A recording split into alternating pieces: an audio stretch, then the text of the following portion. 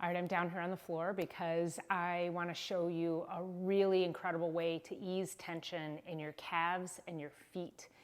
You know, if we're on our feet all day, or if we walk or standing, running, all that tension builds up in the bottom of your foot. A lot of people actually have what's called plantar fasciitis, which if you look, think about the bottom of the foot here, there's a tendon sheath, or like a, think of it like just a sheet, right? And it's right along the bottom of the foot. It should be flexible, but what happens is it gets tight and it shortens. And when that happens, it starts to get like tendonitis on the bottom of your foot is really what it is. The interesting thing about plantar fasciitis is that the tendon actually or the fascia starts to tighten up first, and then it starts to tug on the heel bone, the calcaneus. And when that happens, that's when you develop a bone spur. So typically what happens is people get plantar fasciitis first, then they develop the bone spur. Then the bone spur becomes painful. But it's not the bone spur, it's the plantar fasciitis that actually caused the problem. So we want to get our feet, we want to get them stretched out, and we also want to go up into the calf muscle. So you got your big calf muscle along the back, that's called the gastrocnemius muscle, and then right underneath that, a little bit lower down, right along the Achilles, is called the soleus muscle. And they both do two different things. So I'm down here on the floor because I want to stand up, and I'm going to show you how to actually stretch out your feet, your gastroc or your calf muscle, and then the soleus, that smaller muscle underneath there, so you can get everything underneath. Because the problem with plantar fasciitis is that if you just stretch out the foot, you're missing most of it. You've got to stretch out the calf muscles, and because they come down and they cross and they go underneath, or there's muscles around the calf that go down and underneath the foot. So we want to stretch all of that out so that we can make sure that we're flexible in through the calf as well as down the heel and across the bottom of the foot.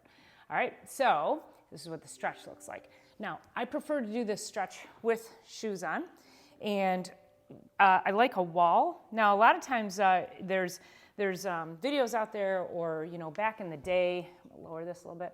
Back in the day, we used to teach calf stretches. You hang your heels off the edge of a curb or the edge of a stair. The reason I don't like that is because that's more of an active contraction. You've got to hold yourself up and then be able to stretch. And that becomes a problem because if you're holding yourself up, you're not really going to get the full stretch that you need to. So here's what it looks like. So you're going to bring your foot right up to the wall, just like this. Bring your toes right up. And if you keep your knees straight and you step up and into it, you're going to get that stretch way up high in the calf muscle right there.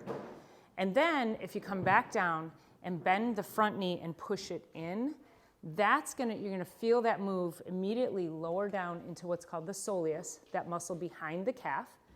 And then a little bit further in, allowing your toes to bend into that wall, and that's going to get that stretch right up the bottom of the foot.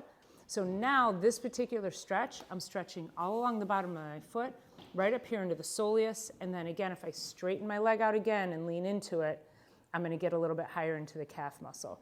So you want to do all three of those together. I don't care where you start. A lot of times if you start here with the legs straight, and then you want to back off a little bit, because if you try to bend it and go forward, it's going to be too much tension on the back of the knee or the upper part of the calf. So make sure you're being gentle on these as you move from one position to the next. And that's it, and that feels amazing. So, and as always, make sure you're doing this on both sides so you can keep keep symmetry. And I would recommend doing this, once a day. If you're working on your feet a lot, it's actually good to do this, maybe 30 seconds, 3 seconds, 5 seconds. Just take a few seconds to do this stretch once an hour. If you're walking on concrete, a lot of people are standing on, concrete slabs. There's not a lot of cushion. Even if, you're a hairdresser or somebody who works in the food industry, this is a really great stretch for you because it's going to tighten up, and the tighter it gets, the more opportunity, again, there is for injury, and we don't want that. So I hope that was helpful. Again, make sure you're doing this at least once every day. It will really help you feel a lot better. Your legs won't feel as fatigued and tired at the end of the day. They won't feel so sore.